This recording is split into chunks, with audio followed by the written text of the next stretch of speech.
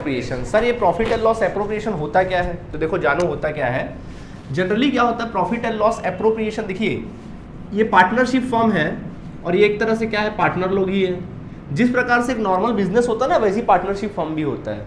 जिस प्रकार एक बिजनेस एक ट्रेडिंग अकाउंट बनाता है, जैसे कि आपको पता है कि एक बिजनेस लास्ट ईयर पढ़े थे, याद है? ट्रेडिंग अकाउंट बनाते थे, इसके बेसिस पे हम लोग क्या निकालते थे? Gross profit. उसके बाद जस्ट उसके अगले स्टेप में हम लोग क्या बनाया करते थे, याद करो? प्रॉफिट एंड लॉस अकाउंट बनाया करते थे, जिससे क्या निकलता था? Net profit. And then finally क्या बनाते थे? Balance sheet. ये उस बिजनेस का पार्ट होता था जो एक प्रकार से नॉर्मल बिजनेस करता है। नॉर्मल बिजनेस करता है मतलब जैसे कि किसी प्रकार का ट्रेडिशनल बिजनेस करता है, अकेला सोलो बिजनेस, मतलब मालिक क्या होता है? अकेला होता है। लेकिन अगर ये पार्टनरशिप वाला बिजनेस होता है तो वो भी तो बिजनेस से ही कर रहा है, कोई गुनाह तो नहीं कर रहा भैया, कुछ अलगपन तो नहीं कर रहा है। तो वो भी क्या बनाता है? ट्रेडिंग अकाउंट बनाता है। वो भी क्या बनाता है? प्रॉफिट एंड लॉस अकाउंट बनाता है। तो नेट प्रॉफिट आ जाता है। बट उसका कहानी अलग है। अगर बिजनेस का मालिक अकेला है तो सिर्फ ट्रेडिंग बनता है, प्रॉफिट एंड लॉस बनता है, सीधा फाइनल फिर बैलेंस शीट बन जाता है। नेट प्रॉफिट सारा प्रॉफिट किसका? अकेला मालिक का हो जाता है। लेकिन जब मालिक अनेक होते हैं तो ऐसे सिचुएशन में जस्ट पीएल के नीचे पता है क्या बनाया जाता है? Profit and loss. क्या बनाया जाता है? Profit and loss appropriation account बनाया जाता है। क्या बनाया जाता है? Profit and loss appropriation account बनाया जाता है। अब सवाल उठता है सर ये profit and loss appropriation account बनाया क्यों जाता है? तो बेटा ये बनाया जाता है to distribution of profit to the partners लोगों को प्रॉफिट बांटने के ही ऑब्जेक्ट से क्या किया जाता है? ये प्रॉफिट एंड लॉस एप्रोप्रिएशन बनाया जाता है। आया बात समझ में कि नहीं आया? तो सारी बिजनेस की तरह पार्टनरशिप फर्म भी ट्रेडिंग अकाउंट बनाएगा, ग्रॉस प्रॉफिट निकालेगा, पीएल अकाउंट बनाएगा, नेट प्रॉफिट निकालेगा, और प्रॉफिट फिर उसके बाद क्या बनाएगा? Profit and loss appropriation. क्योंकि जो नेट प्रॉफिट आया है उस प्रॉफिट को भी बांटना है कि नहीं बांटना है पार्टनर लोगों में, तो बांटने के लिए फिर क्या बनाया जाता है? हाँ, प्रॉफिट एंड लॉस एप्रोप्रिएशन। हाँ बनता है, बिल्कुल बनता है। प्रॉफिट एंड लॉस एप्रोप्रिएशन के बाद क्या बनता है? बैलेंस शीट नहीं, उसके बाद बनता है पार्टनर लोग का कैपिटल अकाउंट।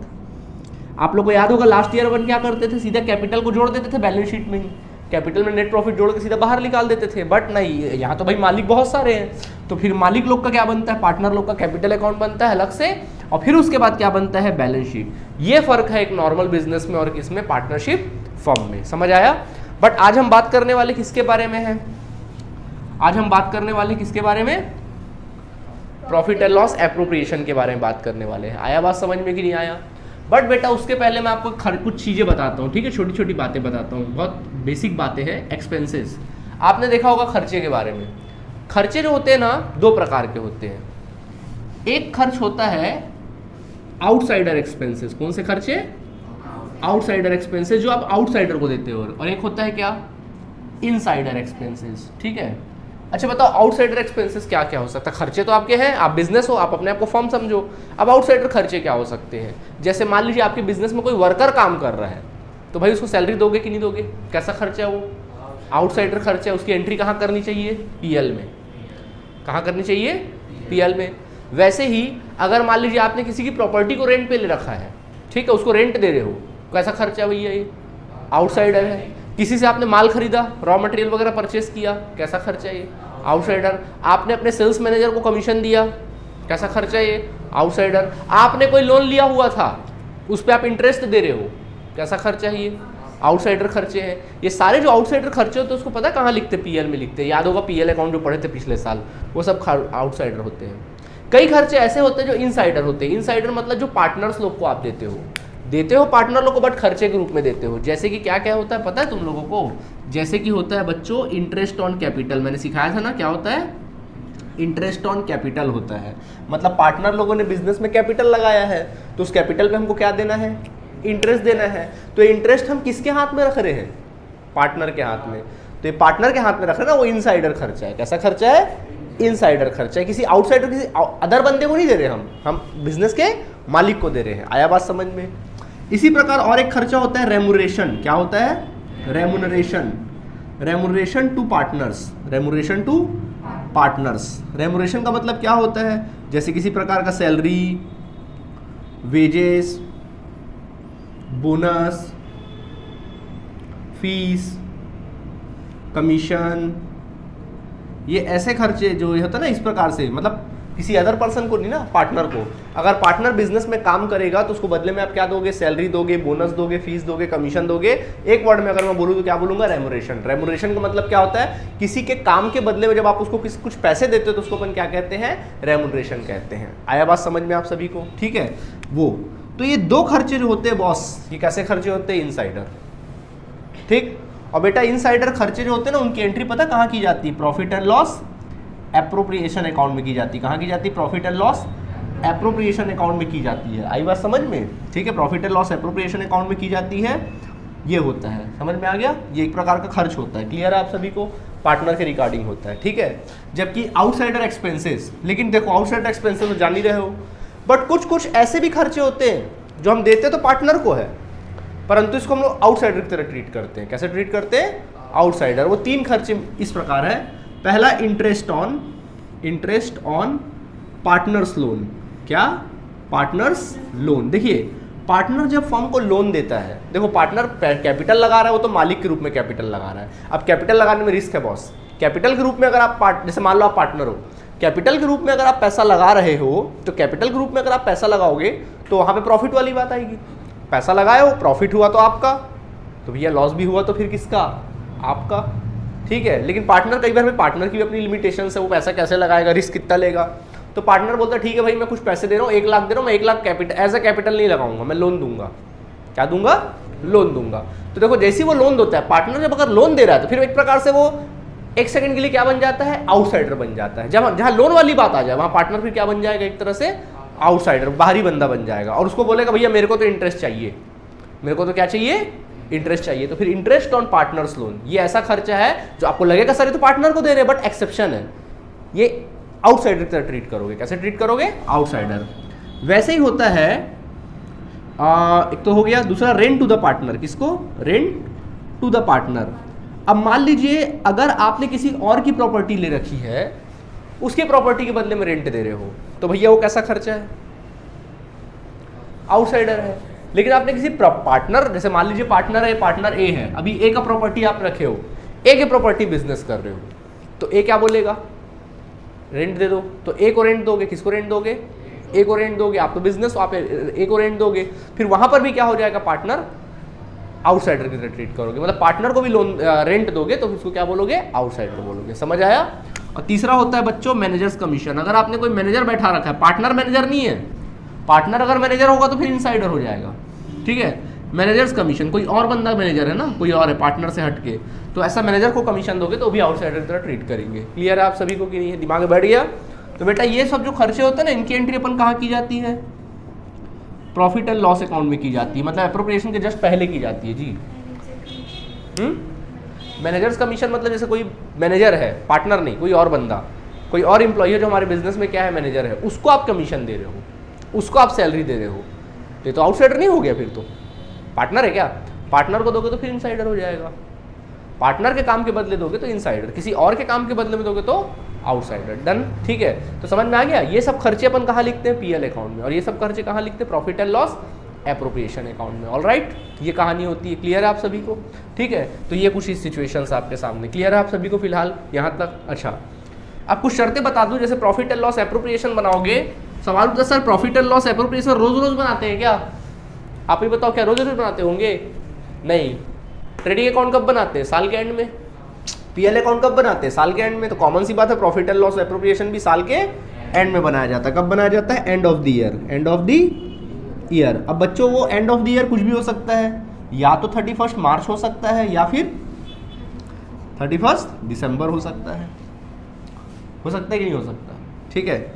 इसके बाद ये तो हो गया एंड ऑफ द ईयर की बात, ठीक है। इसके बाद और एक चीज हो गया, ये बनाया जाता है एंड ऑफ द ईयर में। दूसरा ये बनाया जाता है ड्यू बेसिस पे। किस बेसिस बनाया जाता है, ड्यू एंड रिसेवेबल बेसिस पे। मतलब कोई भी इनकम मिले या ना मिले, अगर उस साल ड्यू हो गया है तो उस बेसिस पे क्या होगा, वो एंट्री होगी, अदरवाइज उसकी एंट्री नहीं होगी। आई बात समझ में आप सभी को, ठीक है। इस प्रकार से होता है। क्लियर है आप सभी को, ठीक। ये कहानी है आपके सामने, बस इतनी सी बात और कुछ बात नहीं है। बाकी अपन कॉन्सेप्ट बताते हैं आपको। फिलहाल कुछ यहाँ तक कुछ पूछना तो पूछ सकते हो, कुछ पूछना है, बस ये ज़्यादा नहीं, 5 खर्चे हैं, 5 चीज़ों को दिमाग भर रखो, सारा टॉपिक क्लियर हो जाना है। डन, नोट करिए प्लीज़। तो देखिए प्रॉफिट एंड लॉस एप्रोप्रिएशन का फॉर्मेट देखें हम लोग, तो देखिए फॉर्मेट जैसा कि है, फॉर्मेट कुछ इस प्रकार बनेगा, ऊपर हेडिंग लिखना profit and loss appropriation account for the year ended on 31st March 2000, suppose जो भी ईयर रहेगा 2023-22 जो भी रहेगा वो लिख लेना आपने डेट, ठीक है।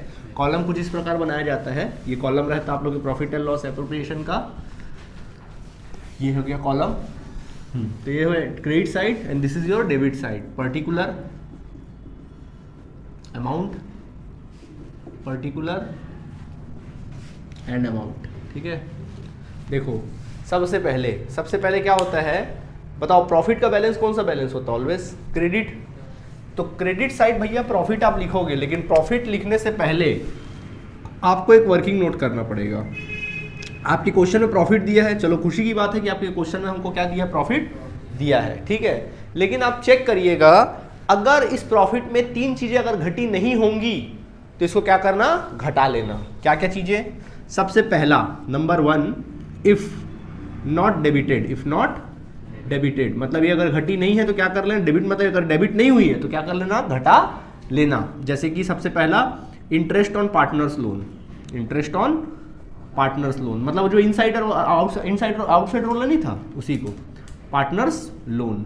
पार्टनर ने अगर लोन दिया तो उसका इंटरेस्ट को घटा लेना। नंबर 2 मैनेजर्स कमीशन, अगर कोई मैनेजर का कमीशन है तो उसको क्या कर लेना, आप लोगों ने घटा लेना है, managers commission. And number 3 rent to the partner, अगर पार्टनर को कोई रेंट देना है तो नहीं घटा तो उसको भी क्या कर लेना, आप लोगों ने घटा लेना, ठीक है। 3 चीज़ों को घटा लेना, समझ गए? ये 3 चीज़ों को घटाना क्या आ जाएगा, प्रॉफिट आ जाएगा, ठीक। यही प्रॉफिट को हम लोग यहाँ पे क्या कर देते हैं, लिख देते हैं, परंतु ये प्रॉफिट आ जाएगा तो जनरली यही प्रॉफिट को हम लोग कहाँ लिखते हैं, यहाँ पे लिखते हैं। लेकिन अगर ये 2 चीज़ें गलती से डेबिट हो गई हैं तो फिर उनको जोड़ देना। हालांकि ये केस बहुत रेयर है, शायद ही आपको मिले, परंतु फिर भी सीख लो, ठीक है, ताकि आपको कोई भी कंफ्यूजन ना हो। तो देखो क्या बोला मैंने, इन चीज़ों को ऐड करना है। किन चीज़ों को? If debited in profit and loss appropriation account. अगर ये 2 चीज़ें प्रॉफिट एंड लॉस एप्रोप्रिएशन में डेबिट हो गई हैं पहले से, तो इनको फिर से आपको क्या कर लेना है, ऐड कर लेना है। तो प्रॉफिट एंड लॉस एप्रोप्रिएशन का आइटम क्या है? पहला इंटरेस्ट ऑन कैपिटल इनसाइडर वाला, और पार्टनर्स रेमुरेशन, ये 2 चीज़ें बहुत रेयर है, उतना ज़्यादा टेंशन नहीं लेना। इन जो 2 चीज़ें अगर घट गई हैं तो फिर क्या कर लेना, उसको जोड़ लेना। अब ये जो प्रॉफिट आएगा, इसी प्रॉफिट को यहाँ क्रेडिट साइड लिखते हैं, और लिखते हैं हम लोग by profit and loss account. क्या लिखते हैं? By profit and loss account. इस अमाउंट को आपको यहाँ लिखना है। यानी अगर याद रखने वाली चीज़ है तो प्रॉफिट में अगर ये 3 चीज़ें नहीं घटी होंगी तो घटा लेना, interest on partners loan, managers commission और रेंट टू द पार्टनर। ये 3 चीज़ें अगर घटी नहीं होगी तो क्या कर लेना, घटा लेना। तो प्रॉफिट आएगा, उसी को यहाँ पे लिख देना है, ठीक है। ये बहुत रेयर केस है, अगर होगा एक आध क्वेश्चन मिलेगा तो अपन देख लेंगे इसको। समझ आया कि नहीं आया? फिलहाल कोई दिक्कत इसमें आप लोगों को नहीं है? ये कहानी होती है। अब देखो ये पीएल अकाउंट का कॉलम है, खर्चा डेबिट में लिखते हैं, इनकम क्रेडिट में लिखते हैं। तो यहाँ पे खर्चे की पहले बात करोगे तो मैंने बताया था कि एप्रोप्रिएशन में कौन कौन सी एंट्री होती है, 2 एंट्री होती है इनसाइडर वाली। पहला इंटरेस्ट ऑन कैपिटल। बताओ इंटरेस्ट ऑन कैपिटल हमारे लिए, हम तो फॉर्म है ना, हमारे लिए खर्चा है कि इनकम है? खर्चा है। किस साइड एंट्री होगी? Debit side. किस साइड एंट्री करेंगे? Debit side. डेबिट साइड लिखना बच्चों इंटरेस्ट ऑन कैपिटल। क्या लिखोगे? इंटरेस्ट ऑन कैपिटल लिखोगे। समझ आया? ठीक है। मान लीजिए यहाँ पर पार्टनर ए और पार्टनर बी है, तो ए और बी के इंटरेस्ट ऑन कैपिटल निकाल के क्या कर देना, लिख डालना। आया बात समझ में कि नहीं आया? हाँ जी, ऐड, हाँ दोनों को ऐड करके बाहर निकाल देना, ठीक, दोनों का खर्चा, ठीक है। इसके अलावा अब आप चेक करना क्वेश्चन में कि कोई पार्टनर्स को रेमुनेशन तो नहीं दे रहे हैं। कोई पार्टनर काम किया तो उसको रेमुनेशन दे रहे हैं क्या? तो रेमुनेशन हमारे लिए क्या है? खर्च है कि इनकम है? खर्च है। किस साइड एंट्री करेंगे? Debit side. डेबिट साइड लिखना टू पार्टनर्स या फिर रेमुनेशन टू पार्टनर, सीधा लिखना टू रेमुनेशन टू पार्टनर। अगर पार्टनर को रेमुनेशन दोगे तो उसकी भी एंट्री कर लेना, ठीक है। ए और बी अगर पूरे साल भर का देना है ना, अगर साल भर का दिया है तो ठीक है, नहीं दिया तो फिर 12 से मल्टीप्लाई करके लिखना अगर महीने का दिया होगा। समझ आ गया कि नहीं आ गया? ये कहानी है, ठीक। इसके अलावा और एक चीज होता है interest on drawings. Interest on drawings सिखाया गया आपको हमारे बिजनेस के लिए इनकम है कि खर्चा है? इनकम है। इंटरेस्ट ऑन ड्रॉइंग्स क्या होता है? इनकम। और इनकम की एंट्री कहाँ की जाती है? Credit side. तो बेटा क्रेडिट साइड लिखना by by interest on drawings, by interest on drawings. ठीक है, ए और बी दो पार्टनर है, उनको लिख देना। ठीक है, ये लिख देना। क्लियर है आप लोगों को? इसके अलावा कई बार क्या होता है, पार्टनरों किसी प्रकार का फंड वंड बना के रखते हैं, डोनेशन फंड या किसी प्रकार का फंड होता है, तो लोग अपने प्रॉफिट में से ही फंड में पैसा क्या कर देते हैं, डाल देते हैं, जर्नल रिजर्व वगैरह, रिजर्व वगैरह टाइप का। इसके बारे में आप डिटेल में पढ़ोगे आगे चल के। तो अगर आप कुछ पैसे डाल रहे हो फंड में, तो भी एक प्रकार से खर्च है ना। जैसे आपके पास 10,000 रुपये, आपको मैंने बोला 2,000 रुपये फंड में डाल दो, तो आपके पास बचा कितना, 8, यानी 2,000 भी तो खर्च की तरह निकला। तो खर्च होता है किस साइड, डेबिट साइड। तो डेबिट साइड लिखना to transfer, to transfer to any fund. अगर किसी फंड में अगर पैसा ट्रांसफर करो तो उसकी एंट्री कहाँ कर देना, डेबिट साइड। इसके अलावा और कोई एंट्री नहीं होगी। दिमाग में बैठा?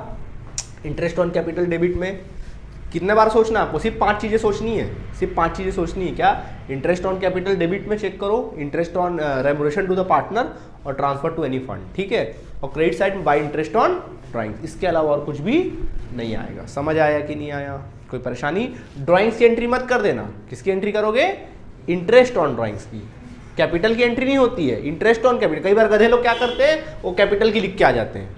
ऐसा बेवकूफ़ी मत करो यार, पढ़े लिखे हो। खर्चे की एंट्री बोल रहा हूँ। कैपिटल खर्चा है क्या? ड्राइंग्स खर्चा इनकम है क्या? नहीं, वो अलग चीज़ है। ठीक है, तो समझ आया कि नहीं आया? और नहीं समझ में आया तो लिख भी दे रहा हूँ भैया, यहाँ पे याद रखना, कैपिटल की एंट्री जीवन में मत करना, पाप पड़ेगा। ड्राइंग्स की भी एंट्री मत करना। ठीक है, ड्राइंग्स की भी एंट्री मत करना है, 2 चीज़ की एंट्री मत करना।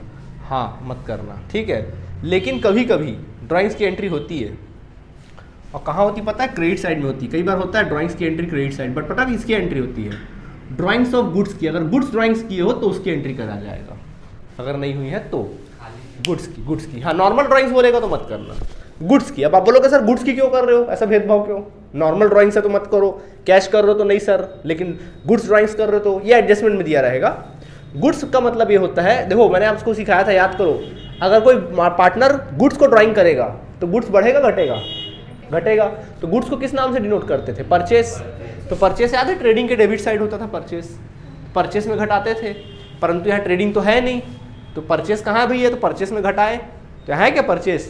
तो जब घटाने का एक तरीका है, या तो आप परचेस डेबिट साइड लिख दो ना, परचेस में आप घटा दो ड्राइंग्स को, लेकिन परचेस तो है ही नहीं, तो फिर एक तरीका है कैसे करें, फिर जब नहीं है तो क्रेडिट साइड लिख दो, तब भी तो घट जाएगा भाई। डेबिट में अगर कोई आइटम को घटा रहे हो तो अगर ना घटा के उसको क्रेडिट साइड लिख दो तब भी तो घटेगा, क्योंकि डेबिट क्रेडिट से घटता है, क्रेडिट डेबिट से घटते हो। पढ़े कि नहीं पढ़े? आया बात समझ में कि नहीं आया? कोई परेशानी यहाँ तक आप लोगों को नहीं है? क्लियर है? तो ड्राइंग्स ऑफ गुड्स की ये भी बहुत रेयर है, अगर आया तो इसको मैं अंडरलाइन कर दे रहा हूँ, याद रखना। गुड्स का अगर ड्राइंग्स दिया है तो आप एंट्री करना, अदरवाइज एंट्री मत करना। ठीक है, खैर बस इसके अलावा कुछ नहीं है। तो मेन आपको याद रखने वाली चीज़ क्या है? Interest on capital, partners remuneration और इंटरेस्ट ऑन ड्राइंग्स, खत्म। ठीक है, चलो क्रेडिट ऐड करना, डेबिट लेस करना। Balance figure 99% case, sorry 90% case में किस साइड आएगा? डेबिट साइड आएगा। प्रॉफिट आया, पार्टनर लोग का क्या आ गया? प्रॉफिट आ गया, तो प्रॉफिट जाएगा पार्टनर लोग के अकाउंट में। कौन सा अकाउंट में जाएगा? पार्टनर्स कैपिटल अकाउंट में जाएगा। पार्टनर्स के कैपिटल या फिर कौन से अकाउंट में? करंट अकाउंट में जाएगा, पार्टनर ए और पार्टनर बी। समझ आया कि नहीं आया? ठीक है, प्रॉफिट बढ़ जाएगा उन लोगों में। ये बनकर तैयार हो गया आपका profit and loss appropriation. Alright, कोई परेशानी? पक्का? चलो एक क्वेश्चन करके दिखाऊंगा तो और अच्छे से समझ में आ जाएगा।